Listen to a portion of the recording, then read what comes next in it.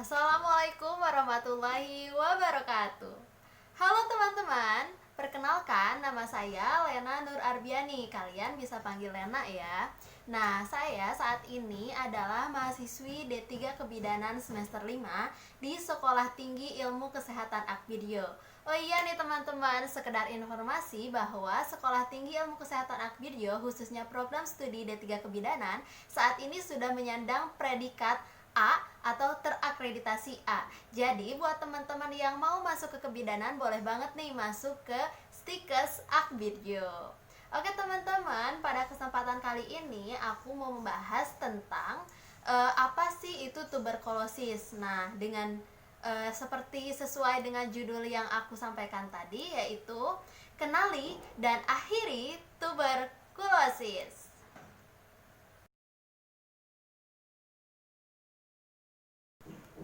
Nah, teman-teman pasti udah gak asing kan dengan sebutan penyakit tuberkulosis atau biasa nih kita sebut dengan TBC. Nah, penyakit tuberkulosis ini merupakan penyakit infeksi menular yang menyerang organ paru atau organ-organ lainnya. Nah, penyakit tersebut disebabkan oleh Mycobacterium tuberculosis. Hal itu juga tercantum ya teman-teman dalam Permenkes RI nomor 67 tahun 2016 tentang penanggulangan tuberkulosis pasal 1 ayat 1. Nah, teman-teman, memang pada saat ini tuberkulosis tetap menjadi penyakit menular yang berbahaya atau sangat perlu diwaspadai oleh kita semua.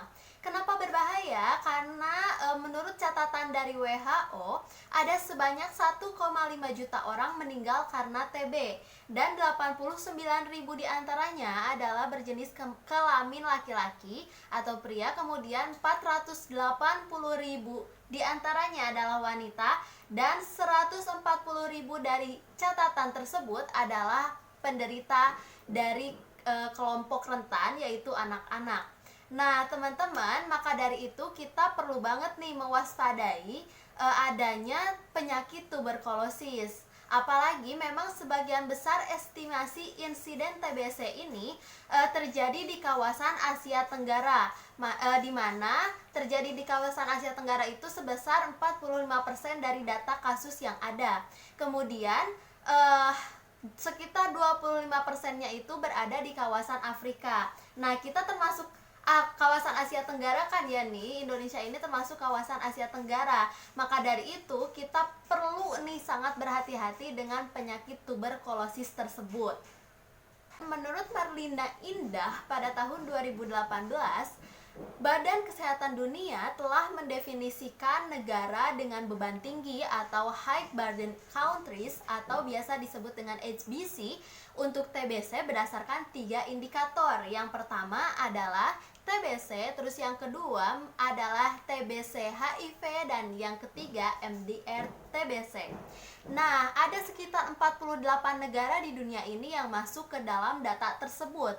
Lalu Indonesia bagaimana? Nah, Indonesia termasuk ke dalam salah satu data dalam HBC atau High Burden Countries. Lebih tepatnya itu Indonesia juga memenuhi 3 indikator dari kategori yang telah disebutkan oleh H Burden Countries tersebut. Nah, maka dari itu berarti Indonesia telah menghadapi penyakit tuberkulosis ini dengan posisi yang sangat berbahaya. Jadi memang perlu perhatian yang besar terhadap tuberkulosis ini. Nah, teman-teman pasti penasaran kan, memangnya seberapa parah sih tuberkulosis ini di negara Indonesia? Nah, teman-teman pasti sangat mengetahui bahwa negara Indonesia atau negara kita ini merupakan negara dengan iklim tropis, di mana penyakit-penyakit infeksi menular sejenis tuberkulosis ini lebih mudah berkembang di dalam iklim tropis tersebut. Apalagi diperparah dengan penanganannya yang kurang tepat atau kurang sigap terhadap penyakit tersebut. Nah, menurut data dari per 17 Mei tahun 2018, jumlah kasus baru yang berkaitan dengan tuberkulosis di Indonesia sebanyak 420.994 kasus.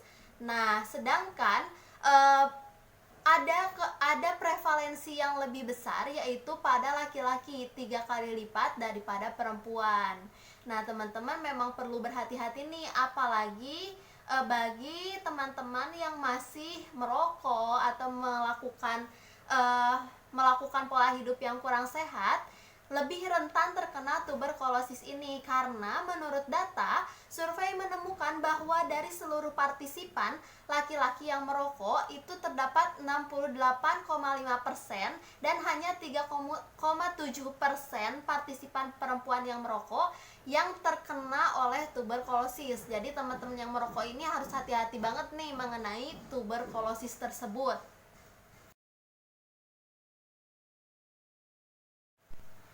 Nah, teman-teman, tentunya ketika Mycobacterium tuberculosis ini akan menjadikan seseorang terkena penyakit tuberkulosis, dia akan melalui beberapa tahapan. Tahapan yang pertama adalah tahapan primer, kemudian dilanjutkan tahap laten, dan baru tahap aktif. Nah, untuk tahapan-tahapan ini akan kita bahas lebih lanjut ya. Oke, fase yang pertama adalah fase atau tahap infeksi primer. Nah, infeksi primer ini tahap di mana terjadi seseorang menghirup droplet atau menghirup bakteri masuk melalui mulut atau hidung menuju bagian di luar paru-paru dan kemudian masuk lagi ke bagian alveolus. Nah, di alveolus ini bakteri tersebut akan membelah diri atau memperbanyak dirinya sehingga bakteri ini lebih banyak mempengaruhi di organ tersebut. Nah, biasanya pada fase atau tahap infeksi primer ini belum menunjukkan gejala-gejala tertentu.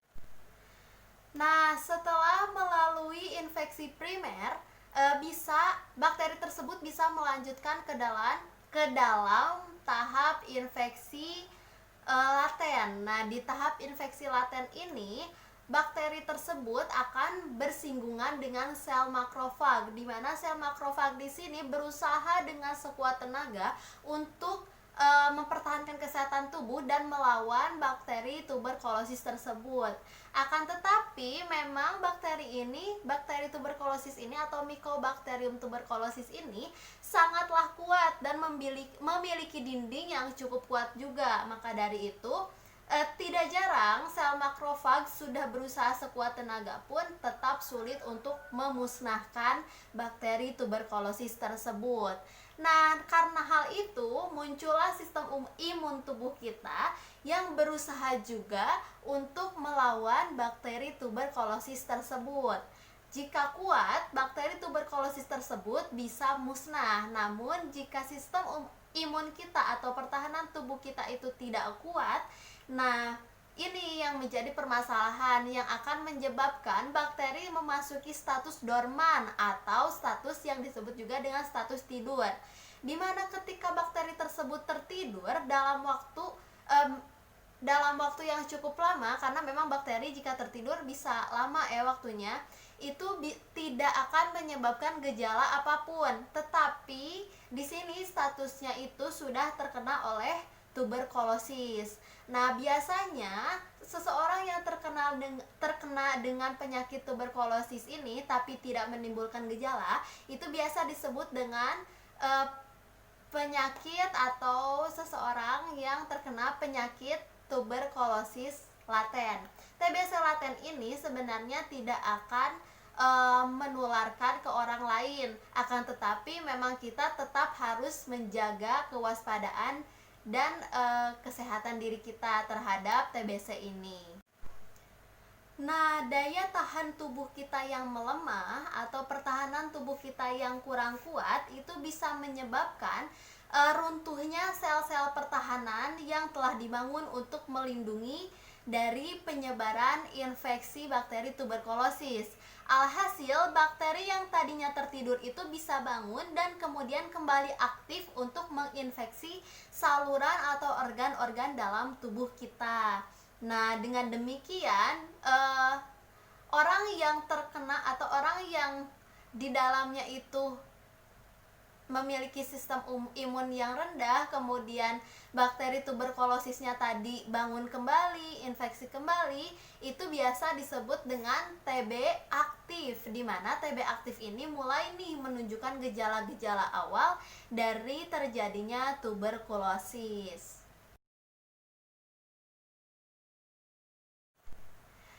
Oke teman-teman, kita akan melanjutkan pembahasan kita mengenai gejala-gejala dari timbulnya penyakit tuberkulosis. Nah, gejala-gejala tersebut sebetulnya sangat bervariasi ya teman-teman, karena setiap orang memiliki pertahanan tubuh yang berbeda. Nah, ini untuk keberlangsungan dari lamanya gejala tersebut terjadi, itu bisa beberapa minggu ataupun hingga beberapa bulan.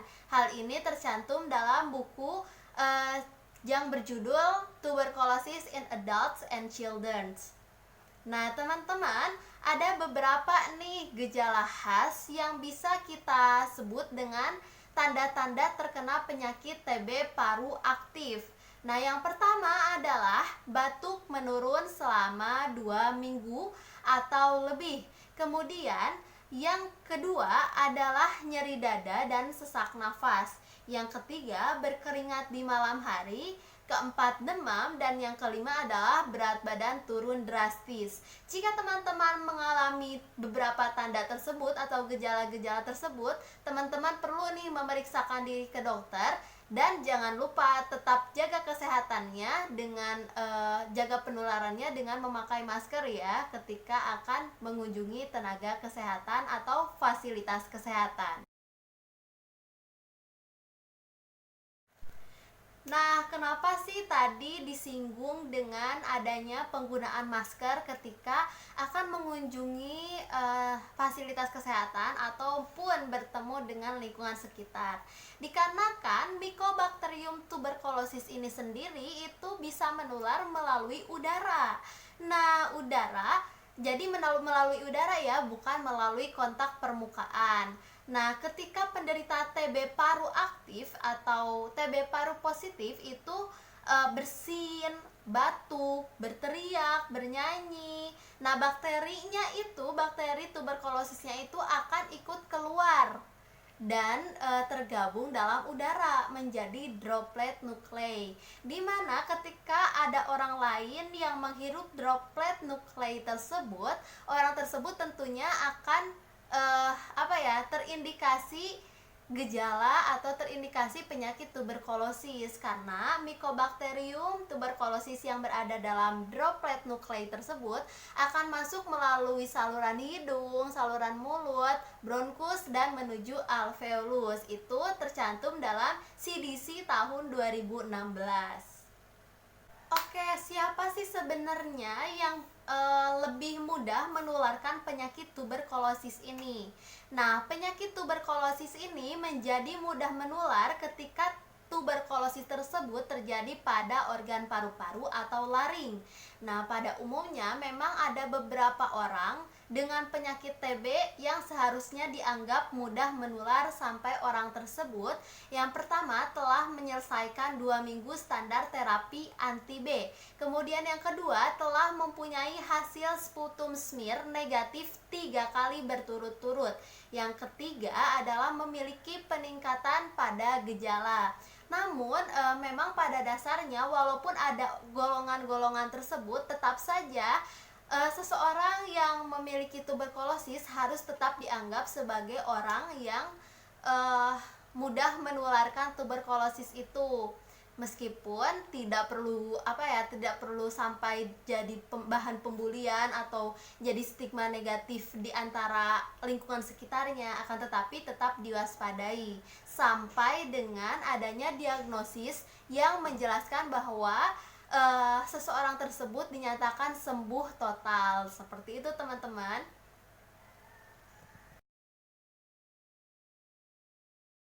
Sebelum kita membahas lebih lanjut lagi mengenai tuberkulosis, aku mau ngebahas dulu nih bahwa Eh, Berkaitan dengan tuberkulosis ini ada juga yang disebut dengan LTBI, di mana LTBI ini hampir mirip dengan tuberkulosis karena keduanya memang memiliki Mycobacterium tuberculosis tersebut.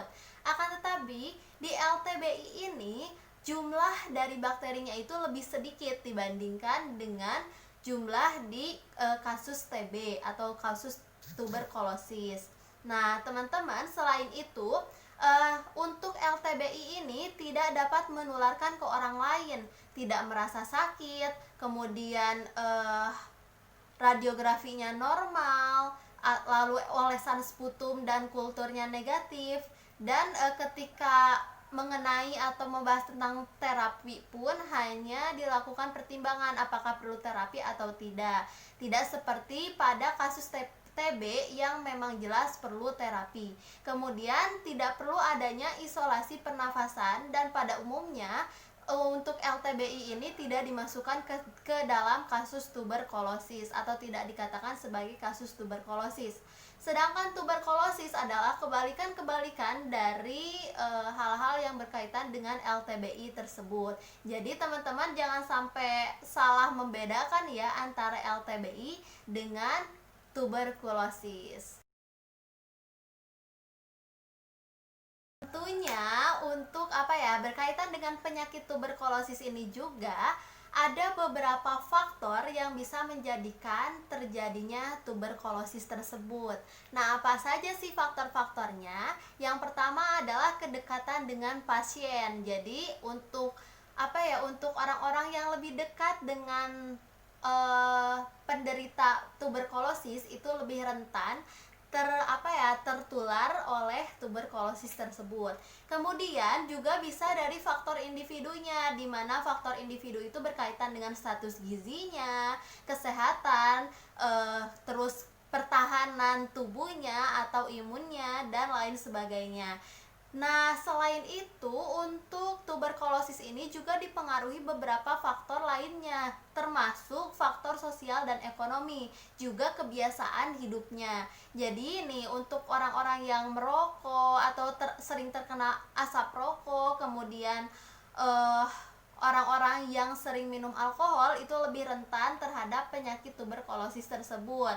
Nah, juga dipengaruhi oleh permasalahan-permasalahan dari kesehatan yang lainnya. Seperti itu teman-teman, makanya untuk faktor-faktor tersebut perlu waspada banget ya terhadap terjadinya penyakit tuberkulosis. Untuk mengatasi penyakit tuberkulosis tersebut akan dilakukan berbagai terapi atau diterapkan berbagai pengobatan untuk menanggulanginya. Nah, panjangnya waktu pengobatan juga obat yang digunakan itu jenisnya sama berulang-ulang, itu bisa menyebabkan kurangnya kepatuhan pasien terhadap konsumsi obat tersebut. Apa sih dampaknya ketika pasien tersebut tidak patuh untuk minum obat? Nah, muncullah strain resisten dari obat tersebut, di mana obat tersebut itu mulai tidak berfungsi dengan baik dan menyebabkan kegagalan dalam pengobatannya.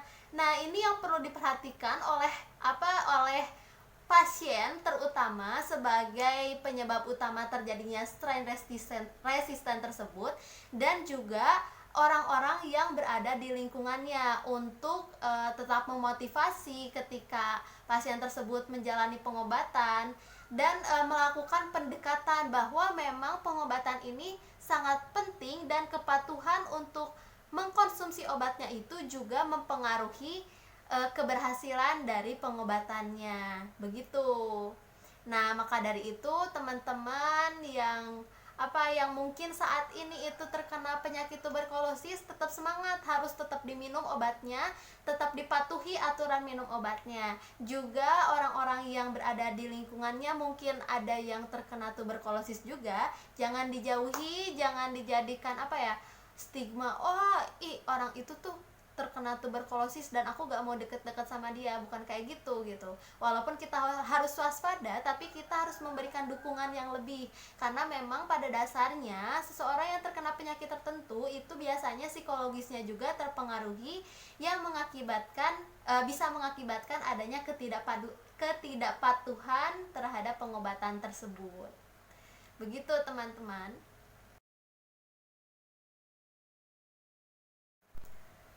Oke teman-teman, dalam melakukan penanggulangan terhadap penyakit tuberkulosis ini, tentunya pemerintah melakukan berbagai upaya, baik itu upaya promotif ataupun preventif, dengan memperhatikan juga aspek kuratif dan rehabilitatifnya.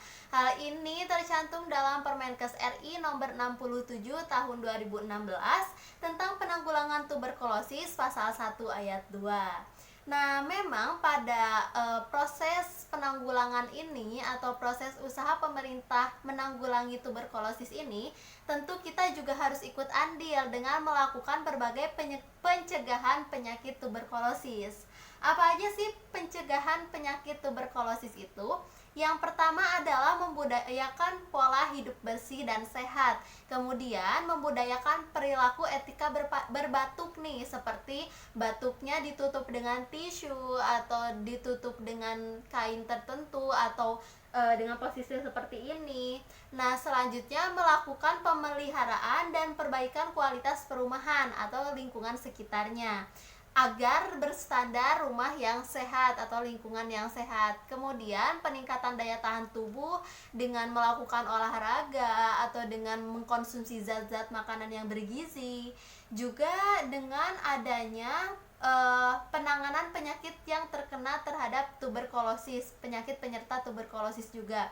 Jadi ada beberapa penyakit yang memang resisten atau yang memang mudah terkena oleh penyakit tuberkulosis tersebut yang perlu kita tangani. Selanjutnya juga kita bisa mencegah tuberkulosis ini dengan adanya pengendalian infeksi tuberkulosis.